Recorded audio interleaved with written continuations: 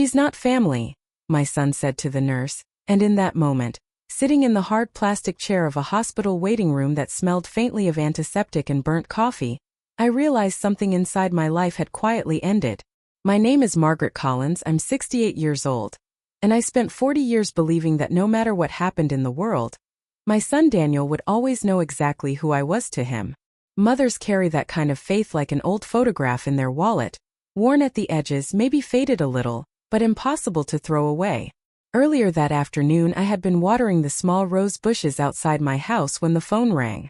Daniel's number flashed on the screen, which was strange because lately it was usually Rachel, his wife, who called if they needed something. When I answered, Rachel's voice sounded tight and hurried. She said Daniel had been taken to St. Andrew's Medical Center after feeling dizzy at work, and that it was probably nothing serious, just something the doctors wanted to check. She didn't ask me to come. She simply told me the information in that polite tone people use when they don't expect you to show up. But mothers don't wait for invitations. I grabbed my purse, slipped on my coat, and drove the 40 miles into town, the late afternoon sun stretching long shadows across the highway while my mind replayed every possible worry a mother can imagine. By the time I arrived at the hospital, the sky had turned that soft gray color that comes just before evening, and the waiting room lights were already humming overhead. Rachel was sitting near the far wall scrolling through her phone, her expression calm in a way that made me feel oddly out of place, like I had walked into a conversation that had started hours earlier. When she saw me, her eyebrows lifted slightly, not angry exactly, just surprised. "You didn't have to come," she said quietly, and I remember smiling because that's what mothers do when they sense they're not entirely welcome but refuse to make a scene. I sat down across from her and tried to ask about Daniel, about what the doctors had said, about whether he had eaten that day, all the small questions that had followed me since the day he was born. Rachel answered politely, but each reply felt shorter than the last, like someone slowly closing a door. After a few minutes, a nurse stepped into the waiting area holding a clipboard and called Daniel's name. Rachel stood immediately, smoothing the front of her jacket, and I rose beside her without thinking. The nurse glanced between us and asked a simple question that should have had the simplest answer in the world. "Which one of you is the patient's mother?" And before I could even open my mouth, before I could say the two words that had defined my entire life, "I am." Daniel's voice came from behind the nurse as he stepped out of the hallway, looking tired but steady on his feet. He pointed in my direction for only half a second before saying something I will probably hear in my mind for the rest of my days. "She's just the old woman next door," he said with a small shrug, like he was correcting a misunderstanding. "She's not family." The room didn't get louder or quieter. The television in the corner kept playing a daytime talk show, someone coughed near the coffee machine, and a man flipped the page of a magazine. But for me, everything slowed down in a strange, quiet way. Because in that single sentence, spoken so casually under the fluorescent lights of a hospital waiting room, my son had drawn a line between the life I believed we shared and the truth I was only beginning to understand. For several seconds I did not move and I did not speak because when a moment like that happens the body forgets what it is supposed to do. I simply remained seated in that waiting room chair, my hands folded quietly in my lap while the nurse looked slightly confused and Rachel avoided my eyes. Daniel did not look angry or embarrassed. That was the strangest part. He said those words with the calm expression of someone correcting a simple mistake, like telling a waiter the order was supposed to be tea instead of coffee. The nurse nodded politely and made a note on her clipboard before guiding Daniel back toward the hallway, and Rachel followed him without saying anything else to me.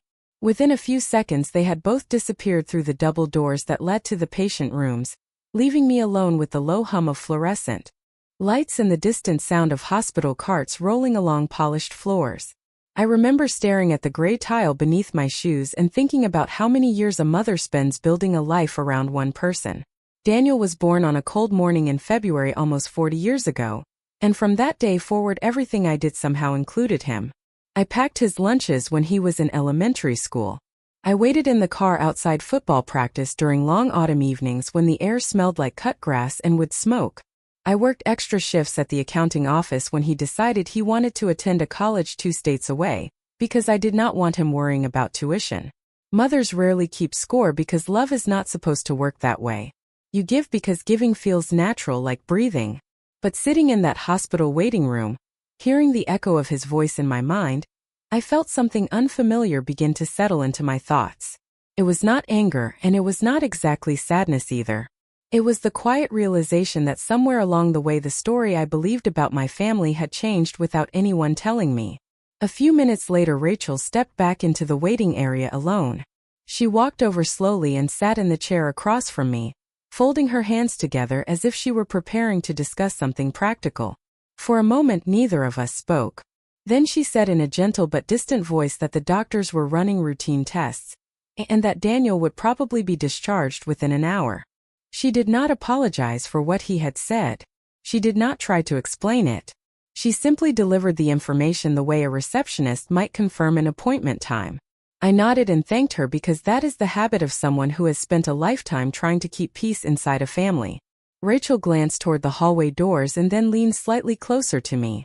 She said that hospitals can be complicated about paperwork and family access, and that sometimes it is easier if only immediate household members speak to the staff. Her tone was calm and polite, but something about the words felt rehearsed, like a sentence practiced more than once before being spoken out loud. I sat there listening carefully, and in that moment another memory drifted into my mind, one that had seemed unimportant at the time but now returned with surprising clarity. 2 months earlier, Daniel had come to my house on a Sunday afternoon carrying a small folder filled with documents. He said they were related to insurance and medical authorization forms that needed my signature so everything would be organized for the future. I remember standing at the kitchen counter while he pointed to the lines where my name was required. I trusted him the same way mothers always trust their children, so I signed each page without asking too many questions. Now, sitting beneath the bright hospital lights while Rachel spoke calmly about paperwork and access, I began to wonder for the first time whether those papers had meant something far more important than I realized. Rachel's words drifted through the quiet waiting room, calm and careful, but the more she spoke the more I noticed something unusual in the way she chose each sentence. It was not rude and it was not openly cold. It was organized, almost like someone explaining instructions printed on the back of a form. I nodded politely while she spoke about hospital procedures and privacy rules, but inside my mind a different conversation had already begun. I started replaying that Sunday afternoon 2 months earlier when Daniel arrived at my house carrying the folder of papers. It had been a warm day in early spring. The windows were open and the smell of freshly cut grass drifted through the kitchen while I made lemonade. Daniel placed the folder on the counter and told me everything inside was simple paperwork related to health coverage and emergency contact authorizations. He explained that hospitals sometimes needed documents prepared ahead of time, and that it would make things easier for everyone if the forms were completed in advance. At the time, his explanation sounded reasonable. Daniel had always been responsible with administrative things, especially after he married Rachel, who worked in financial planning. I trusted both of them. Mothers often do not question their children when the requests seem practical and harmless. I remember signing each page while Daniel pointed to the lines that needed my name. There were several documents, maybe 6 or 7 in total, each with official-looking headings and spaces for signatures. I did not read every paragraph carefully. I simply believed that my son would never place something in front of me that could create a problem later. Now, sitting beneath the bright hospital lights while Rachel spoke about who should speak to the medical staff, that memory felt different. It no longer seemed like ordinary paperwork. It felt like a moment when something important had quietly changed while I was not paying attention. Rachel finished speaking and leaned back in her chair, glancing once more toward the hallway doors where Daniel had disappeared. For a few minutes we both sat in silence. The television mounted in the corner displayed a cooking show where a cheerful host explained how to prepare roasted chicken, and somewhere behind the reception desk a telephone rang twice before someone answered it. The world continued moving normally around us, but inside my thoughts the pieces of a puzzle were beginning to shift. I realized that during the past year there had been several small moments that now seemed connected.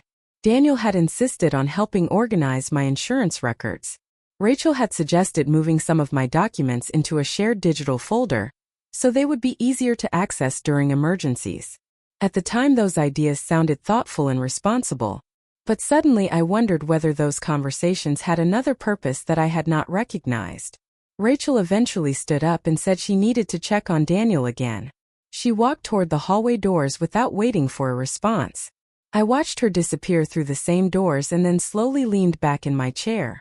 For the first time that evening, I reached into my purse and removed the small envelope where I kept copies of important papers. I always carried it when driving long distances, a habit developed after my husband passed away several years earlier. Inside were a few insurance cards, my identification, and a folded sheet listing the names connected to my primary health policy. Under the bright hospital lights, I opened the paper carefully and began reading each line with far more attention than I ever had before, because a quiet thought had started forming in the back of my mind, and I needed to know whether that thought was simply worry or the beginning of a truth I had not yet seen.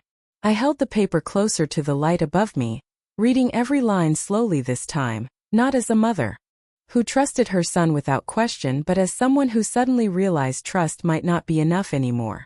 The hospital waiting room had grown quieter as the evening moved forward. A few chairs that had been filled earlier were now empty, and the television in the corner played softly while a janitor pushed a cleaning cart down the hallway. I traced my finger across the small printed lines on the insurance document, following the names listed under the primary policyholder. At the very top was my name, Margaret Collins, exactly where it had always been since the policy was first created years earlier when my husband was still alive. Below it were the additional authorized individuals connected to the account. Daniel's name was there, just as I expected, but next to it was a note that caught my attention. The line described him as a secondary contact who could access certain information only with approval from the primary policyholder. That meant me. I leaned back slightly in my chair and read the sentence again, just to be sure I understood it correctly. The words were clear and simple. I was still the person who controlled the policy. Nothing about that had changed. For a moment I felt a small wave of relief, but the feeling did not last long. Because if the documents had not removed my authority, then something else must have been the reason Daniel told the nurse that I was not family. I folded the paper carefully and returned it to the envelope inside my purse, then looked around the waiting room again. The quiet atmosphere gave me space to think, and when people have time to think, memories often begin to connect in ways they did not before. I remembered a conversation from several weeks ago, when Daniel and Rachel visited my house for dinner. Rachel had mentioned how complicated hospitals could be about family access and medical decisions. At the time I assumed she was simply speaking in general terms, but now the memory felt strangely specific. Another detail returned to my mind as well. During that same dinner, Daniel had asked several questions about where I kept my insurance information and whether I carried identification when traveling alone. He had said it was important for emergency planning. I believed him without hesitation. Now, sitting under the bright fluorescent lights of St. Andrew's Medical Center, those questions sounded different in my memory, almost like someone gathering details for a plan that had not yet been explained. The hallway doors opened again and Rachel stepped back into the waiting area, walking slowly toward the chair where she had been sitting earlier. She glanced at me briefly before checking her phone, and for a moment neither of us spoke. Then I noticed something unusual. She had not seen the envelope in my hand earlier, and she probably believed I was still sitting here quietly accepting everything that had happened. But the truth was that the longer I remained in that waiting room, the clearer my thoughts became. Daniel might have told the nurse that I was not family, but the documents in my purse said something very different. And if those papers were still exactly as they appeared, then the situation unfolding around me was not simply about a careless sentence spoken in a hospital hallway. It was about control, about access, and about a story my son and his wife expected me to believe without asking questions. I sat there calmly, watching the hallway doors where Daniel would eventually return, and for the first time that evening I understood that whatever explanation came next, I would listen carefully before saying a single word.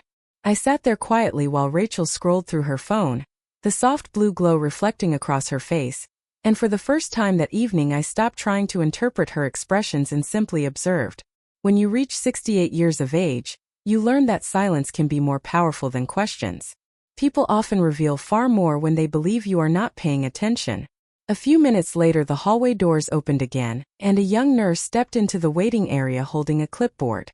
She called Rachel's name and motioned for her to come closer. Rachel stood immediately and walked over with a polite smile that seemed practiced, the kind of smile people use in offices and meetings. I remained seated where I was, close enough to hear their voices but far enough away that neither of them seemed to notice me listening. The nurse explained that the doctors were finishing several routine checks, and that Daniel would likely be discharged soon. Then she asked Rachel to confirm a few details related to the patient file. I watched. Rachel nodded confidently as the nurse spoke, answering questions about Daniel's address and contact information. Everything sounded ordinary until the nurse mentioned something about the emergency contact listed in the file. Rachel paused for just a second before responding. She said that Daniel preferred she handle all communication, and that other names connected to his records were outdated. The nurse glanced down at the clipboard again, clearly reviewing whatever information appeared there. I could not see the document from my chair, but I noticed the nurse hesitate before writing something down. Rachel continued speaking calmly, explaining that families sometimes had complicated relationships, and that it was easier if medical staff simply communicated through the spouse.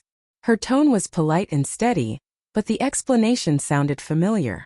It echoed the same idea she had mentioned earlier when she told me hospitals could be complicated about paperwork and family access.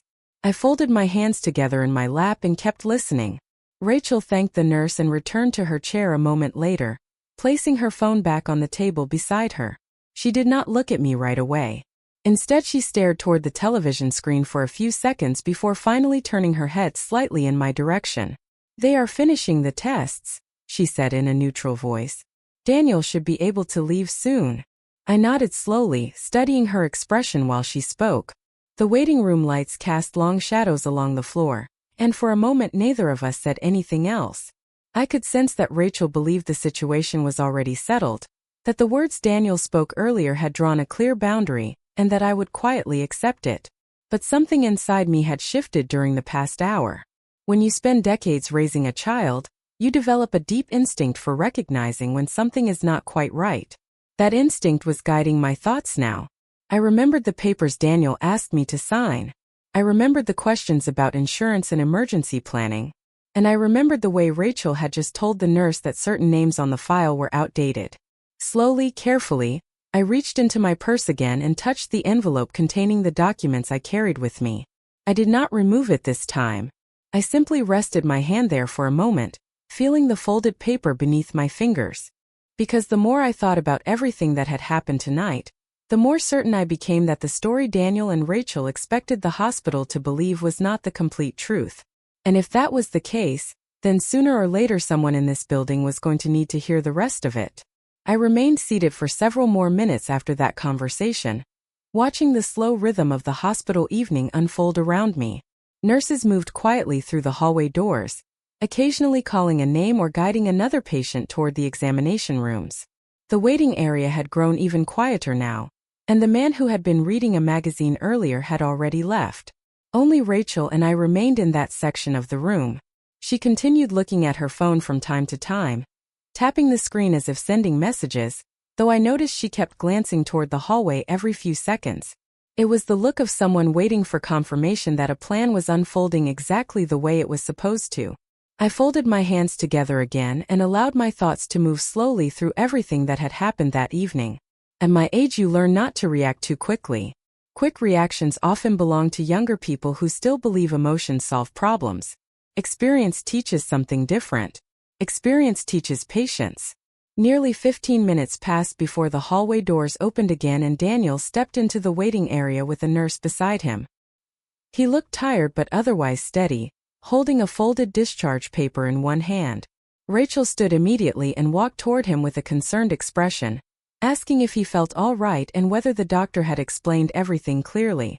Daniel nodded and said it had only been dehydration and stress, nothing serious.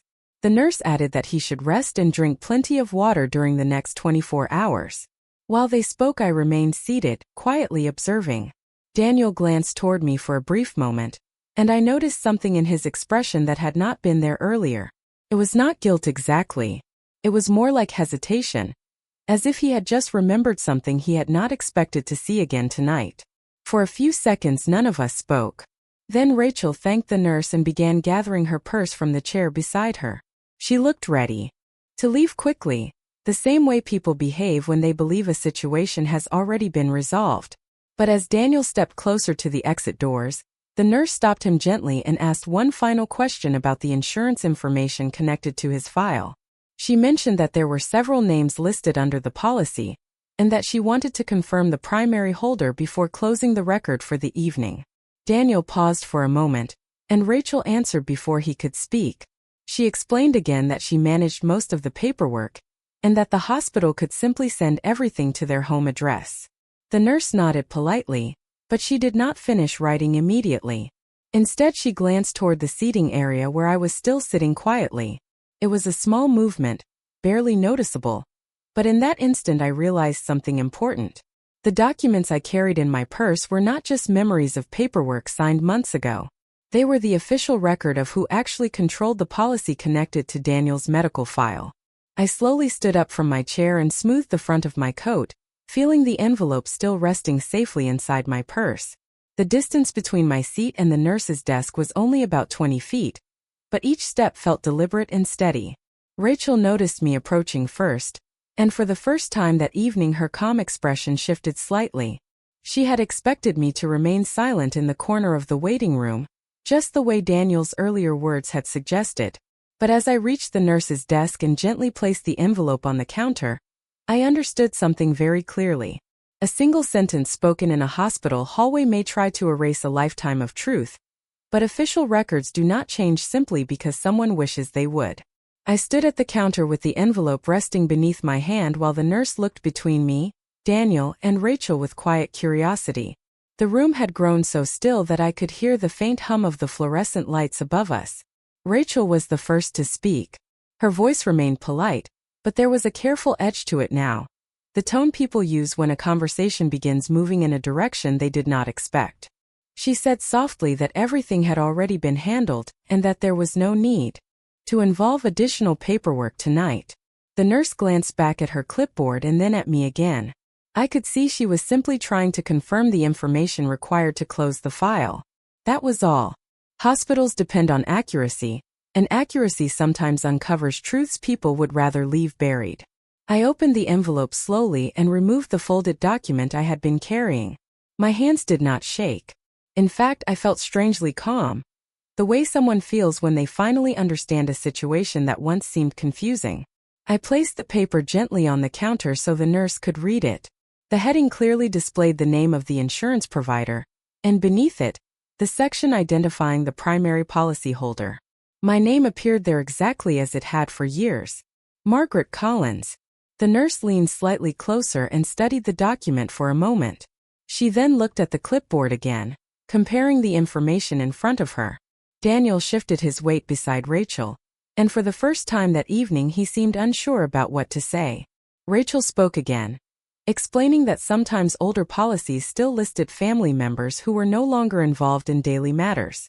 Her explanation sounded smooth, but it did not quite match the document lying on the counter. The nurse nodded politely and asked a simple question that hung in the quiet air between us. She asked whether the primary policyholder was present tonight to confirm the information. For a brief moment Daniel looked directly at me. Our eyes met in a way that reminded me of the boy he used to be many years ago. The boy who once asked me to stay up late helping him study for history exams and who used to call me every Sunday afternoon just to say hello. That memory passed quickly, replaced by the present moment standing under bright hospital lights. I answered the nurse calmly and told her that I was the person listed on the document. I explained that the policy had never been transferred, and that all authorization related to it still required my approval. The nurse thanked me and began making a few notes on the file. No one raised their voice. No one argued. Yet the atmosphere in the waiting room shifted in a way that could not be ignored. Rachel folded her arms quietly, her earlier confidence fading into careful silence. Daniel looked down at the floor for several seconds before finally speaking. He said the situation had simply been misunderstood earlier, and that everyone was tired after a long day. I listened without interrupting. Sometimes the most powerful response is patience. The nurse finished writing and handed Daniel his discharge papers, reminding him once again to rest and stay hydrated. As the conversation ended and the moment slowly settled, I realized that the truth had already spoken for itself. The words Daniel used earlier in the evening had tried to erase my place in his life, but the simple record on that sheet of paper had quietly restored it without needing anger or accusation. I watched the nurse finish writing the last note on Daniel's file and hand him the discharge papers, and the quiet in that waiting room felt different now, as if something invisible had shifted positions inside the air. No one argued and no one raised their voice, but the truth had quietly rearranged the balance between us. Rachel stood beside Daniel with her purse over her shoulder, her earlier confidence replaced by the careful stillness of someone recalculating a situation that no longer followed the plan she expected. Daniel folded the discharge papers slowly and slipped them into his jacket pocket, avoiding my eyes for several seconds. When he finally looked at me again, his expression carried the kind of uncertainty that only appears when a person realizes their words have created consequences they cannot easily undo. The nurse gave Daniel a final reminder to drink plenty of water and rest for the next 24 hours. Then she returned to the desk behind the counter to complete the evening paperwork. That small routine moment allowed the three of us to stand there without speaking, each of us aware that the earlier conversation could not simply disappear. Rachel was the first to break the silence. She said quietly that everyone had been under stress and that sometimes people said things in hospitals that they did not truly mean. Her tone was smooth and measured, almost like someone offering a simple explanation to close a misunderstanding before it could grow larger. I listened carefully, studying the calm expression she worked hard to maintain. Daniel nodded slightly beside her, as if hoping the same explanation might settle the moment and allow the evening to move forward.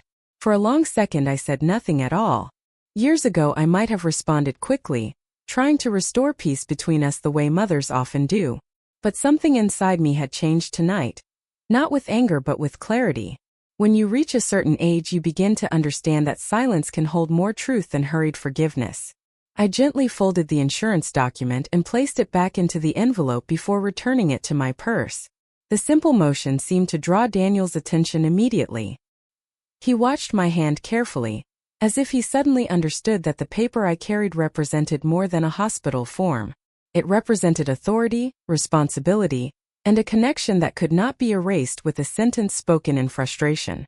Daniel finally stepped a little closer and said my name softly, the way he used to when he was younger and needed help solving a problem he could not manage alone. He explained that everything earlier had been misunderstood, and that the situation at the hospital desk had simply become confusing. I let him finish speaking before answering. My voice remained calm because calm words often carry more weight than emotional ones. I told him that I understood hospitals could be stressful places, and that people sometimes spoke carelessly when they felt pressure. But I also reminded him that certain words, once spoken, reveal more than the speaker might intend. Rachel looked toward the exit doors, clearly eager to leave the building and move the evening forward. Yet none of us moved for several seconds. The hospital lobby lights reflected across the polished floor, and somewhere down the hallway a cart rolled past with a quiet rattling sound. In that peaceful moment I realized something important about the evening. I had not come here to argue or prove anything. I had come because a mother believed her son needed support. Yet the events of the past hour had shown me that support, trust, and respect must travel both directions if they are going to survive. Daniel shifted his weight again, clearly searching for the right words. But before he could say anything else I gently closed my purse and looked at both of them with the calm certainty that comes from finally understanding where you stand in someone else's story. For several seconds after Daniel finished speaking, none of us moved. The hospital lobby remained quiet except for the distant sound of footsteps, echoing down a hallway, and the soft voice of a nurse answering a phone somewhere behind the reception desk. I looked at my son carefully, studying the lines of his face in the bright overhead lights. He was no longer the young boy who used to run through my kitchen asking what we would have for dinner. He was a grown man standing beside his wife, holding discharge papers and trying to repair a moment that had already revealed something important. Rachel shifted slightly beside him, clearly hoping the conversation would end so the evening could continue without further attention. I understood that feeling. Most people prefer uncomfortable truths to disappear quietly. But certain moments in life are not meant to disappear. They are meant to teach us where we truly stand. I rested my hand on the strap of my purse and spoke slowly, choosing each word with the same calm tone I had carried throughout the evening. I told Daniel that I believed him when he said hospitals could be confusing places, and that stress often caused people to speak without thinking. I explained that I did not come to the hospital expecting gratitude or recognition. I came because for many years being his mother meant showing up whenever he needed help. That had always been enough for me. Daniel listened without interrupting, and I could see the weight of the moment settling deeper across his expression. Rachel remained silent now, her earlier explanations gone, replaced by the quiet patience of someone waiting to see how the conversation would end. I continued speaking gently, not with anger but with honesty. I told Daniel that tonight had shown me something I had not fully understood before. Words matter, especially when they are spoken in front of strangers who have no knowledge of the history between people. When he told the nurse that I was not family, he did more than correct a misunderstanding. He revealed the way he currently defined the boundaries of his life. I said this without raising my voice because calm truth often carries more meaning than emotional arguments. Daniel opened his mouth as if he wanted to respond, but the words did not come immediately. Instead, he looked toward the floor for a moment before meeting my eyes again. I could see that he understood exactly what I meant. The silence between us lasted only a few seconds, yet it felt long enough for every memory of the past 40 years to pass quietly through my thoughts. Finally, I gave a small nod and adjusted my coat. I told him that the hospital had done its job, and that he should focus on resting and taking care of himself the next day.